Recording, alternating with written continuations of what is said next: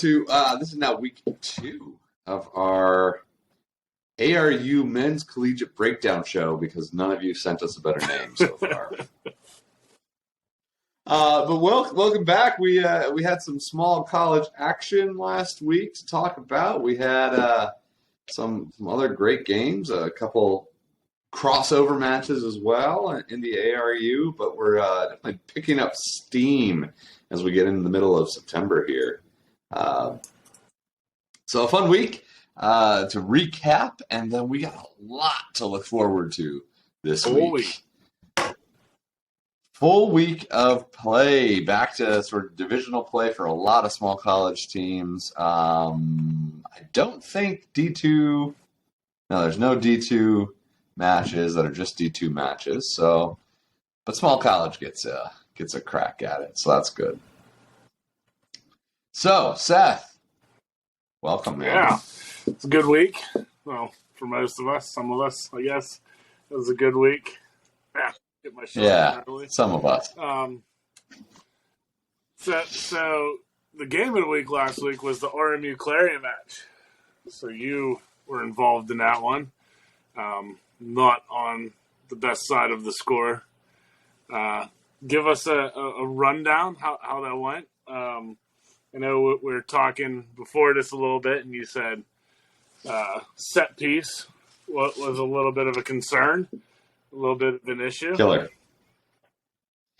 Yeah, I mean, without dwelling on what Clarion did wrong, 4 out of 9 in the first 20 minutes for our scrum. So that's, you're not going to have ball in hand. You're going to be playing a lot of defense. A lot of tackling, a lot of and we've said this before. We're a sevens team with a handful of forwards that we throw out there, and so we're not built to play that type of game. And, so our own mistakes, but all the credit in the world to Robert Morris. Their set pieces were solid. You can definitely tell they had. Talked to Craigo after they got an alumni game. They obviously played you guys. Some kinks were worked out. They were still fresh. Yeah.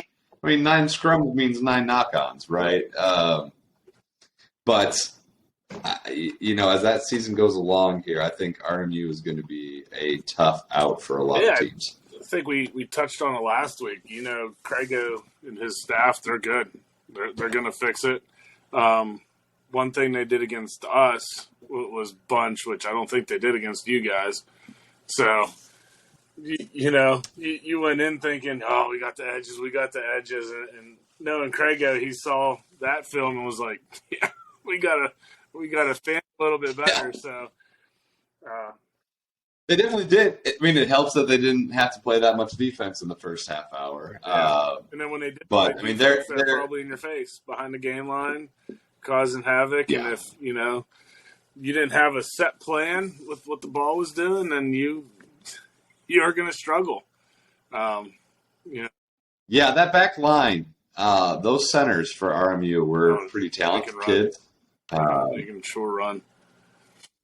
Yeah, that's what I was going to say. Athletic. Maybe they're still learning a bit of rugby, but they're athletic kids. Yeah. So I mean, hey, learning on the next week, you got, which we'll get to, you got, rebound week with a little bit of a crossover. Yeah. So this is, your week 2 preseason before. Yeah. Before. Well, and if we're trying to pull a positive here for Clarion, I'm not going to bash my own team too much here. We had to pull some kids that I would have hoped would have played the whole 80 minutes instead of being pulled early. Second half played better, had a little more possession, a little more ball in hand, started to play our game. So I'm hoping that's a signal that started to sort of ease into the season. Or sort of, break off some rust. I think it's going to come back to haunt you later in the season as you guys grow that you didn't have a preseason match. I think 2023 that you replaying that a little bit better. Even if we have to twist some arms to keep kids in town over Labor Day, I think we're going to have to try and get that done for next year. But lessons learned. Lessons learned. Lessons learned. It was a fun match. It was a good day here at Clarion against Robert Morris, and so I can't ask for that anything match else. was the only one that was for points. So right now, Robert Morris is in the first seed. Everybody else is 0-0 in the conferences and the division. So right now, RMU game in hand, they're in first place. The second match of last week was a crossover, East and West, where SUNY traveled into Baldwin, Wallace. I think via Instagram we saw a couple updates where Baldwin, Wallace really handily had that one. I think they were 60-0 or 50-0 at half. Yeah, it was pretty lopsided by halftime. Got a lot of play. Extra guys in, emptied the bench, and I think the final was 80-10. Not a result you look for in week one, but for both of them, Baldwin super happy. SUNY knowing they got kind of like where Robert Morris was. They at the wrong end of a lopside, and things to fix. Luckily, for them, didn't matter. It was a preseason match. It was a friendly matchup, and they can come into week 3. We in week 3? We call it week 3? Sure. Week I think we call it. I don't know. I feel like it's week 10 for me. Yeah. So they can come into this actual first competition week for them, and right the wrongs. They're going to be home, so progress. Yeah, it's all about. Last week we were saying it's two teams that we don't know a whole lot about, really. We obviously know Baldwin Wallace, but we don't know what they were going to come out with this year. And SUNY's new to the conference, and so, I think we were previewing the West Division last week, and we kind of said, well, John Carroll, Case Western, man, Baldwin Wallace. I know they had a down year after rebuilding with COVID. It seems like they got a ton of guys, and they came out firing. Yeah, so we'll see. And like you said, Fredonia's got some things to work on here, but they're home. I think they're one of those teams too that it's going to grow into the season as we go along. Their numbers are pretty solid, and so I'm not worried about them. I feel bad for them. Long trip to Cleveland to get spanked a little bit, but sometimes that's your wake up call, right? It's rugby. Yeah, it happens. It happens. It does. So but it's a good little start here for those two teams. So we'll see what happens coming into this week.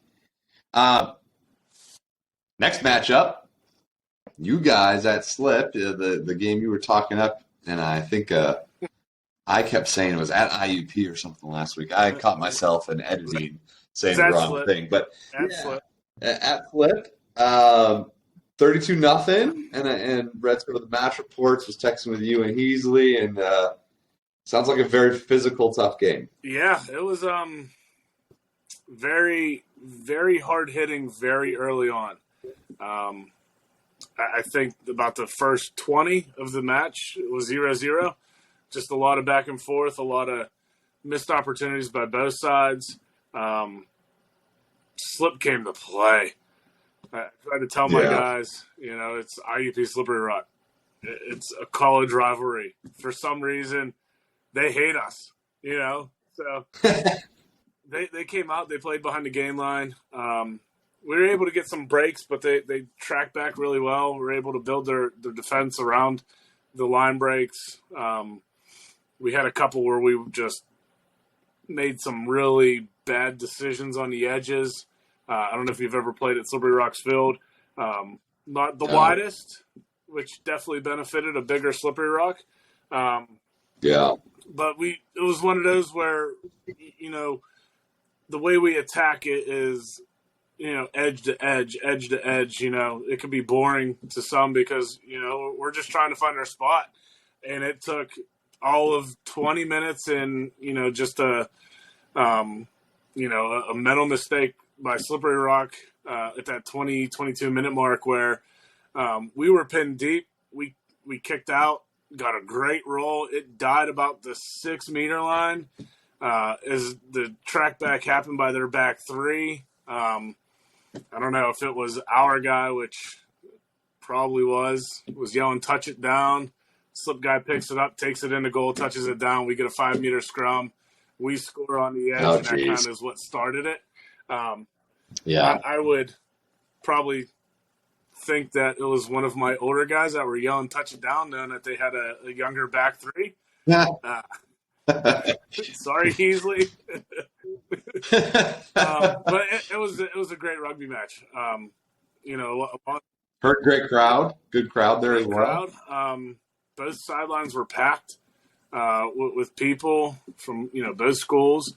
It was just great back and forth rugby. I think halftime we went in, I think it was like 18 or 20, somewhere around there. So it wasn't crazy in any stretch of the imagination. And slipped from, minute first whistle to last whistle, we're up in our face and making it hard behind our game line to get things going.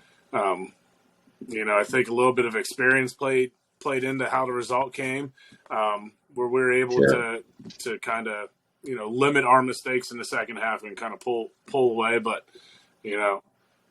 Slip's going to be good. They're going to be real good. They got a really good young core.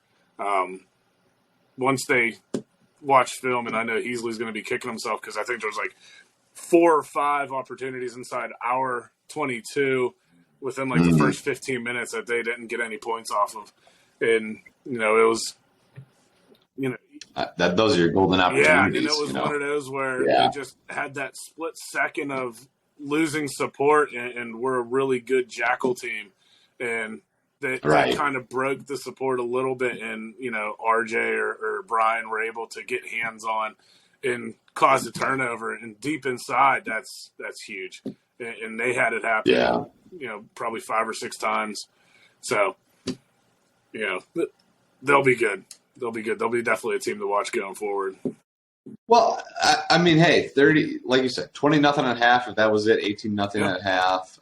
Small college playing up D2. I mean, toot your own horn. You're on some polls ranked at the top there for D2. So, I think that says a lot about the quality of Slippery Rock. For sure. If I'm them, that's the way they played dominantly most of the match, they're fine. They're going to be in a good spot. Yeah. Well, speaking of really dominant small college teams out of the East, right? We said here on this show last week, if Franciscan goes in and beats WVU in Morgantown, that's a great result. Be afraid, small college. Be afraid. Ooh.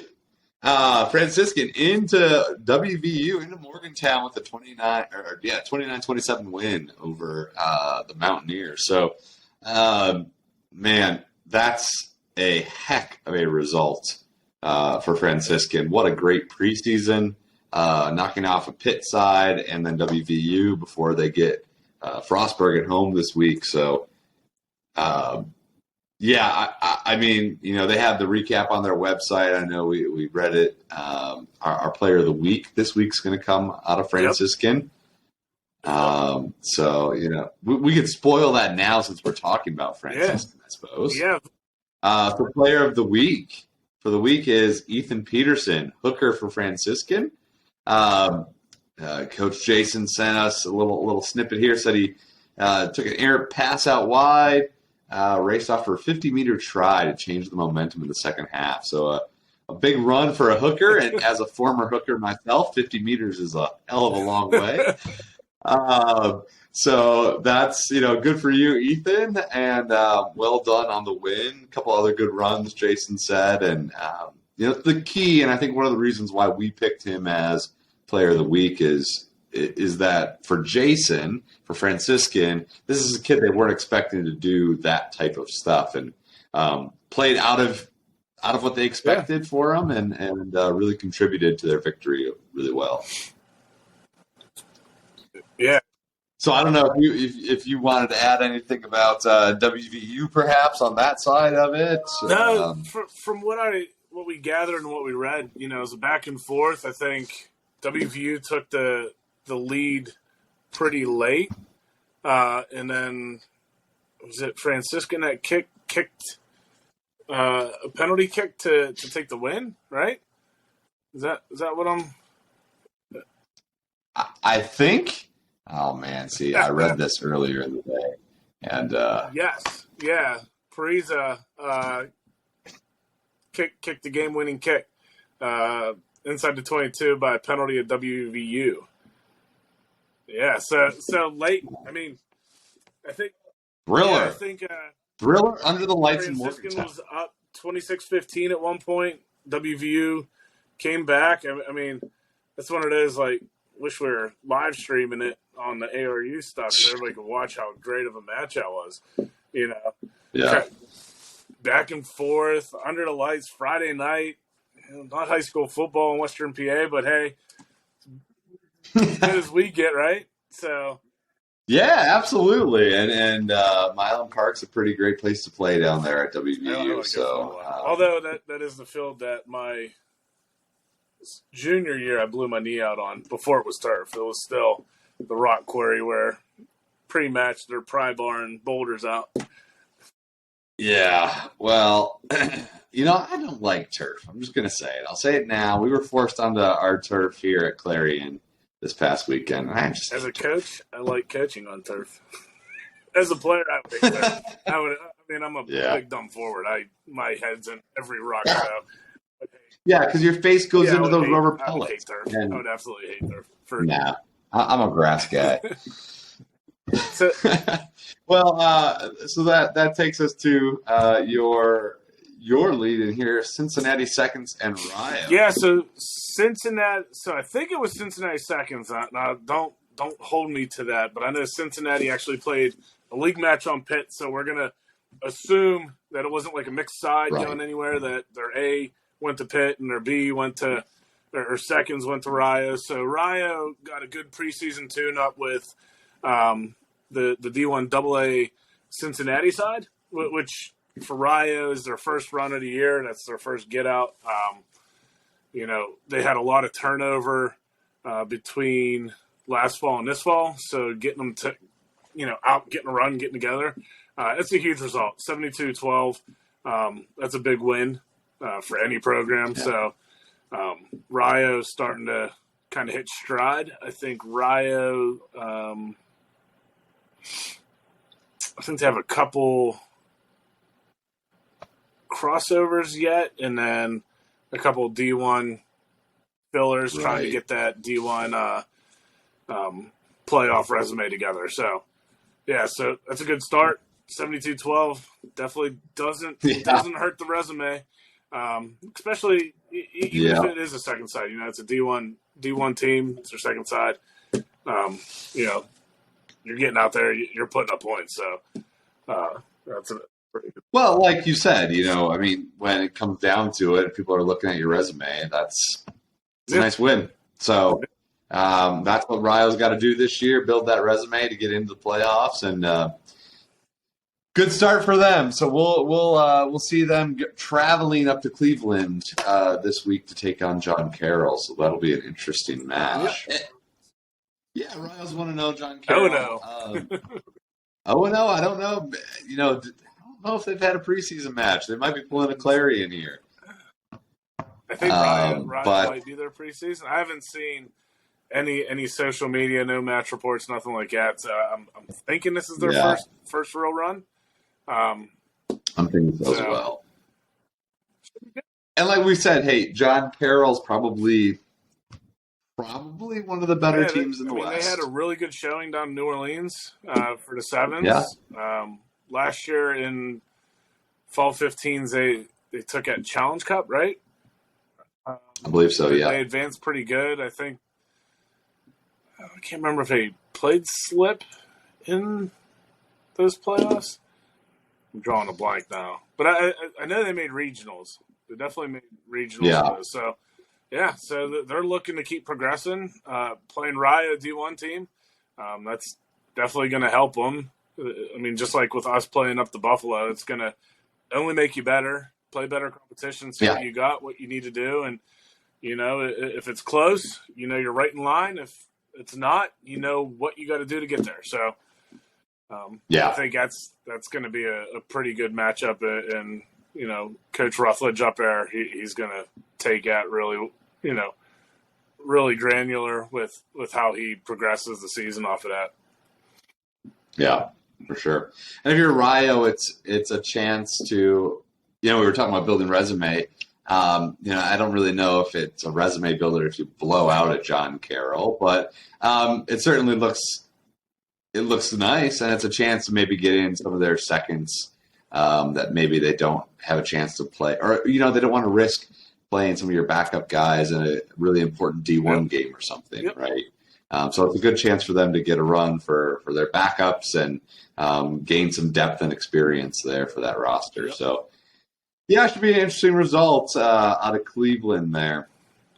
Yeah. Another one of them good crossover is going to be Kent State at Clarion. So, home again. This is not Autumn Leaf Festival week, right? That's coming up. I am wearing my Autumn Leaf Fest shirt from 2020. So if you haven't, come check out a bunch of dead and dying leaves in Clarion, Pennsylvania. Too early. But that is October 1st. Yeah, it's a little too early. No, so we are home. We're going to have one more home match here. Kent State coming in. I think Kent State has had a preseason with... They have an alumni match. They played Cleveland? D3 Cleveland, I think. Cleveland Crusaders? Yeah. So they've had a couple matches. Look, for us at Clarion, we need to see some improvement, right? That's what I'm going to be looking for. Results is kind of secondary here. How many phases can you string together before? Yeah. Exactly. Let's see what we can do. Well, we have an idea what we want to do. Let's see if we can actually go out there and do it, right? Put together some phases, win some set pieces, do that type of stuff. And if the result happens to go our way, well, then, heck, that's a great day. But as we've seen with a lot of these small college D2 crossovers, that tends not to be the case. Just, I think we said this last week. You were talking about how many guys you might have versus small college. And, it just makes practice all that much better when you can actually practice against a second team. Yeah, bodies, not everything. Yeah, bodies. Yeah. So we'll see. We're excited. I mean, it's another big, fun match here in Clarion, another 15s match. Good test. Good test. Get a good result out of that. Great test. I'm going into your next week. Absolutely. And the next week will be Franciscan. Big one. So I mean, we just decided to just jump right into the fire this year, Seth. Group preseason, let's go right. Divisional, V2, divisional, right? Hey, the hottest fires make the sharpest steel, right? Or whatever that is. That's fair. We'll see. We'll see. It's either that or we melt. I don't know. We'll figure out by the end of the year. Growth. That is very true. So, for you guys, speaking of growth, it's another big step up for IUP. So you're hosting another D1 team. This time it's Buffalo. D1A. Bringing the D1A team. D1A. Oh, my goodness. And Buffalo losing a tight one against AIC last week, 27-25. So minutes. They had the lead. I think it's one of those lost track of time. If you kick it out, the game might be over. But AIC put some pressure, worked some phases, and I think it was a mid-range try to take the win. Yeah, so Buffalo's going to be mad. They're going to come in hungry. For us, it's going to be a good gauge. You said earlier about the national rankings. It's going to be a good gauge. Where are we? What are we really doing? We thought that with Pitt. We didn't definitely expect the RMU result. Slippery Rock result was kind of in line where we thought we would be. Buffalo is going to be one of those. I think we're confident in our ability. I think we're confident in being able to play up. So we'll see what the result entails. It could be one of those like, hey, you're a dummy for putting a D1A team on your schedule, and you were ranked first. Now you're ranked 15th because you lost. So who knows? Like I tell the guys, all we can do is what we can do, and that's we can control how we play rugby. So 1 o'clock South Campus, let's go. Let's bring in the D1A team, and I know Coach Mike. He ran my level 300 coaching cert, so I'm curious to see how he thinks I've progressed since being given the level 300. I think it's even like the level 3 now. I think they changed the name of it. So we'll see. I'm excited. I love the challenge. I love where we're going, how we're projecting as a team. So I'm pretty pumped about it. Yeah. Well, I'll be definitely waiting to see results from that one. Maybe I'm a homer, but IUP at home, that sounds like a tough match for anybody, I think. So hopefully, keep it close, get that win. Either way, I think it's a good result. But like you said, challenge yourself.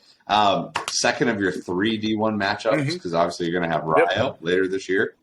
A lot of challenge. Hopefully preparing you all well for what you hope will be a playoff run. Hopefully. Yeah. But time will tell for that, I suppose. But now we get to talk about now it's real. Small college on small college, and as we say, it's getting real. It's also not so real in some ways because we're going to start first with a little bit of a friendly crossover. Robert Morris going to Cal, so looking to knock off their second Penn West school in 2 weeks. Beating Penn West Clarion last week, Penn West Cal. I got to throw it out there, man. I mean, that's midweek Penn West Edinburgh. Why not? Yeah. A total unknown quantity here, frankly speaking. We don't get a lot of information on what's going on in Three Rivers. But from talking with Crago after our match, it sounds like it's against Cal's B team, Cal seconds. If they have the numbers for 2 sides, I'm jealous. If they have the numbers for 2 sides, that is a huge change from a few weeks ago where they didn't have enough guys to come up for a preseason camp here in Clarion. That was our preseason. They didn't have the numbers for it then. He told me something about 34 kids at California. And if that's true, someone from California needs to be calling all of us because I want to know how to get 34 kids here. Yeah. So we'll see. Either way. Craig gets more rugby. Yeah, I was going to say, either way, for Robert Morris, it's a good chance to get a little more rugby in. Knock those 9 knock-ons in the first 15 minutes down. Yeah, I'm sure that will be cleaned up. Of course it will be. They get sort of another chance to clean all that up before they go into, I think they get – God, I can't even tell you who they get after. Split? Is it slip? Yeah. So, kind of one last chance to take a deep breath before you're into the meat grinder here for Robert Morris. So that'll be very interesting. We'll be anticipating that result as well. Yeah. But now on to another debut. Frostburg State coming in. 15s in the area, yeah. First 15s in the ARU. Again, they played that spring, so there's some familiarity with us. But I think, again, another team that probably is jumping right into it with no preseason. At least not that I've seen. I haven't seen anything posted. Anything on social media, no. Yeah. Yeah, so that's a big ask. I mean, so that's going to be a tell of you know what Frostburg had for 7s, which was a tight 5 plus a couple backs. And that tight 5 could run, they could pass. So I think if Frostburg, plays a tight ball and kind of tries to wear Franciscan down and not let Franciscan's backline get much space, they might be able to control tempo. it's going to be definitely one of those ones to watch. We're sitting here pumping Franciscan so big because they knocked Pitt off. They knocked Franciscan off. Who knows? Frostburg could come in and be like, all right, not so fast, guys. We're going to come in and we're going to show what we can do. So they're a total unknown quantity to us right now. It's a later kick, 5 p.m. kick. So we'll all be done. Hey, Franciscan normally streams games. They do. So maybe we'll have to drop the streaming link in here, or we'll post it morning of, so that way people can tune in. I think it's their first. Jason's famous question of every week is, "Where's the stream link?" So I get to ask it to him. So that'll be really interesting. We'll see what transpires there. Obviously, that's a ARU East match, so they're playing for points there to get in out on the scoreboard that way. Another ARU East is the Rock going to SUNY. Both teams, didn't have the results this weekend. They're both 0-1 right now. They're definitely both looking to rebound. I know Coach Heasley at the Rock had some really good takeaways from, where his defense kind of faltered and stringing phases together is what he told me that, they weren't good at with us. And, I think that was more of just a loss of support. But I think that's a pretty good one for the East, especially with RMU off this week. Somebody's going to tie. Somebody's going to be in that driver's seat. They don't have to. RMU got the bonus point, right? They did get a bonus point. You're right. Yeah. The bonus points are so big. RMU sitting on 5. The bonus points are big. You're right. 4 tries. Yep. We'll see. It'll be fun to see a ARU game up at SUNY. Yeah. So I'm sure they're excited for a home game. They've been first home game of the building year. into it. Yep. I was texting with their president, their captain after the Baldwin Wallace game, just trying to pump them up a little bit. Hey, man, it's okay. That happens. We have all been on the wrong end of that result. Yeah. But he said everyone was pretty positive still. They were going to hit practice hard this week and be ready for slip. So attitude seems to be good up there, and we'll see what transpires Saturday. I think that's also a 1 o'clock. That's kick. a 1. Yeah, well, and then the next one is our game of the week this week. Baldwin Wallace, big win. Traveling to Case Western. I think Case knocked them off last year. I don't remember the result, but I know Case took that one. And this is going to be Case's first match of the year. So another non-preseason, not coming, hot out the gate.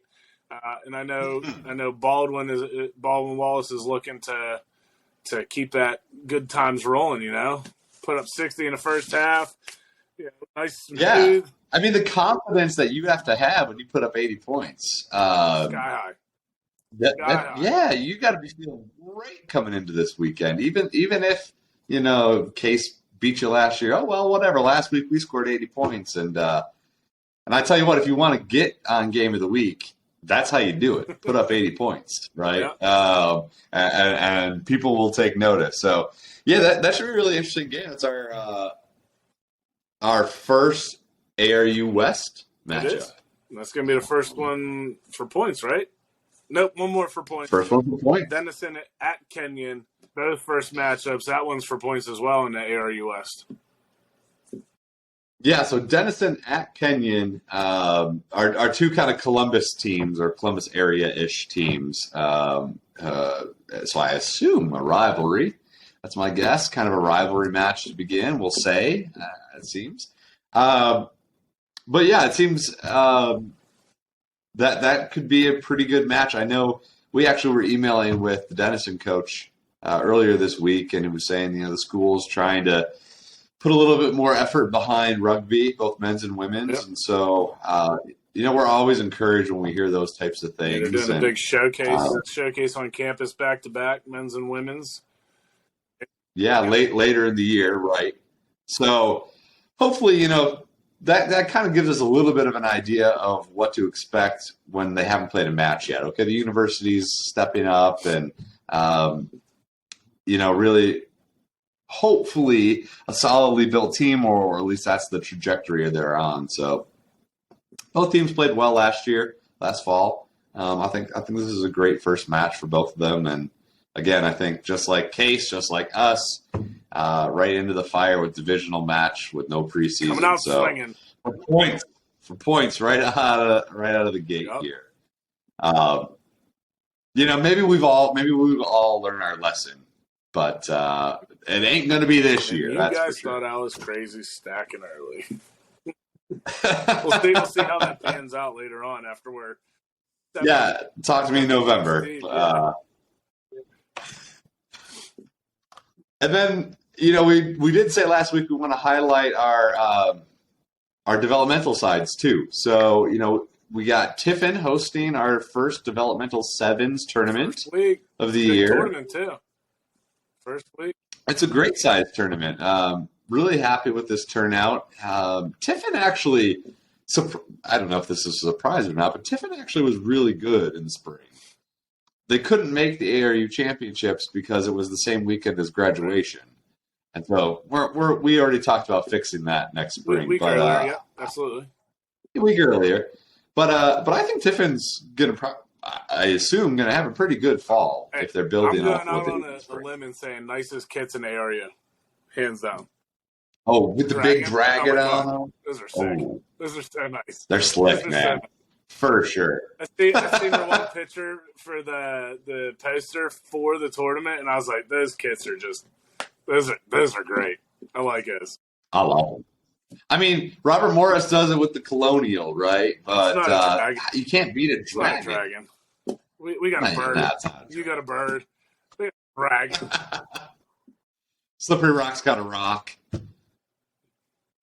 No, I know. Theirs is a lion or some weird crap like that. But whatever it is. Shamrock, yeah. So at that development tournament, it's AB, Ohio Northern, Ohio Wesleyan, Bowling Green's Seaside is going to be taking place, which will be a great opportunity for them. And then really the team that I think we all probably thought was going to win in the spring is Wabash. And they did make it to, I think they were in the semifinals for the championships here. Great team, good group of guys. So I'm really interested to see how they come out playing this fall. Yeah, they're one of them teams that's pretty close to being on the cusp of rejoining 15s. So if they do, have a great sevens, this developmental sevens, build their numbers, have another good fall or spring sevens, I think they're really close to rebuilding that 15s program back up. And they came in. Yeah. That first match we saw at your place for the ARU championship, wow, they came out just running. Just running. Yeah. Yeah. So looking forward to seeing what happens there. And hopefully we can get you some results from that. And we'll we have another one next weekend. And I, for the life of me, can't tell you where it is. Maybe Ohio Northern. I can tell you in a second. Cedarville. Yeah. Cedarville. All right. Next week, Cedarville. Excellent. And there's 5 teams signed up for that? 4. Great. Yep. That's awesome. Well, so a little bit of house cleaning here as we hit the 40-minute mark. Of course, Seth and I will never be brief. Under a half hour, buddy. Yeah, right.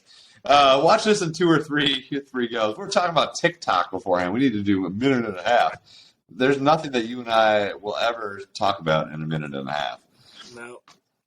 But if you haven't done it yet, please make sure you are registered.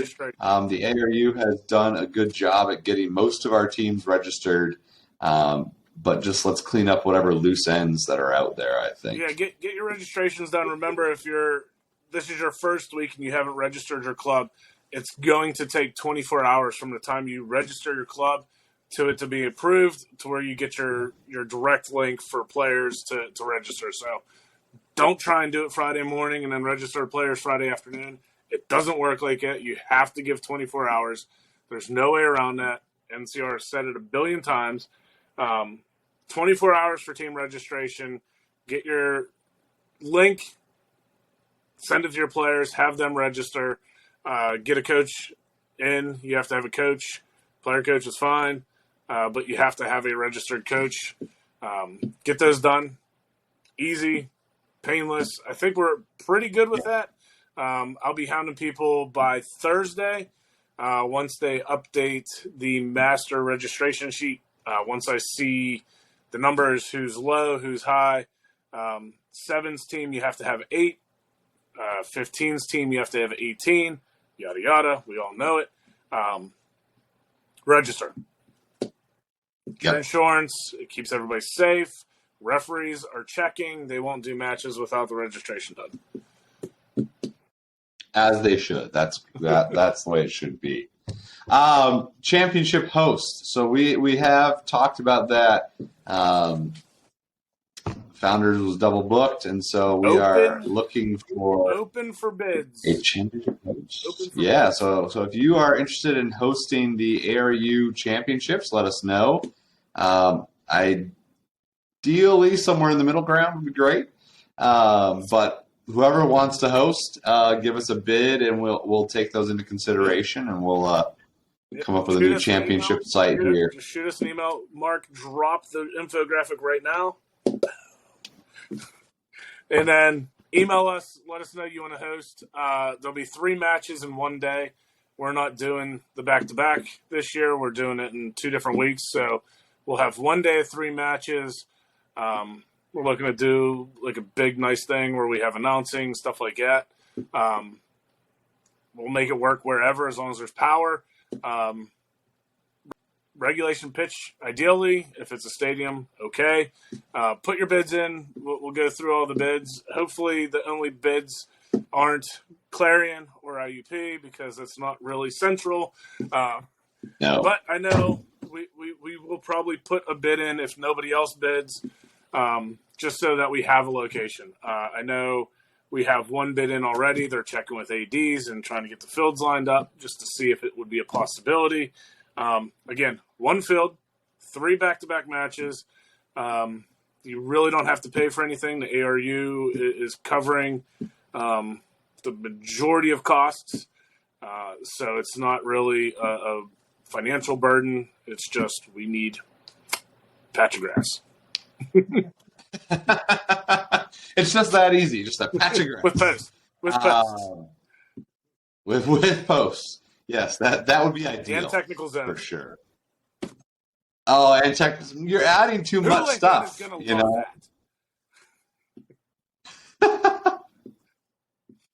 All right, folks. Hey, listen, you guys have a fantastic ARU weekend here. Last bit of house cleaning. Fill out your match reports, please, and thank you. And send us pictures or videos as you get them from this weekend. You know, lots and lots of rugby going on across our entire footprint from Ohio all the way through now New York and Pennsylvania. And so we're excited to see what's happening. Fill out your match reports. Let us know who you think should be player of the week. And give us some insight as to what happened into your game so we can talk about you here in our 50-minute show. Made for TV. Again, never under 30. Never under 30. Maybe Amazon Prime is looking to pick up a new show or something. Still looking for sponsors. Anybody want to sponsor? Captain Loomis? I mean, Steel City there, Autumn Leaf. We'll wear whatever, we'll drink whatever. Whatever it takes. Backdrop back here so you don't see the rafters in the basement. Well, on that, with Seth's Sevens championship and his weight room behind us, I will say have a lovely evening, day, whatever it is, and we'll see you next week. Drop your sleep montage now. Boom.